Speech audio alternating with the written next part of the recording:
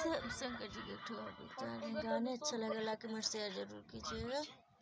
सब फुलवा चिड़िया झूठा ए दिलनी बोले बाबा।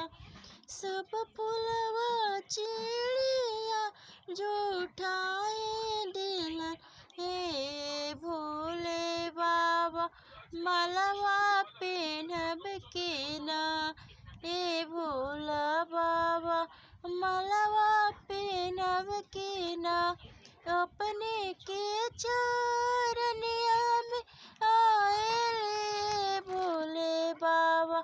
हमरा दुखवा काटम के ना अपने के चरनिया में ली भोले बाबा। अपने दुखवा बेसराम के ना फुलवा झूठा ही दिलन बोल सुगवा झूठा ही मलवा पेनब के ना। मलवा पेनब के ना सपने के चरनिया में आएले भोले बाबा। दुखवा बेसरम के ना हमरा दुखवा बेसरम के ना।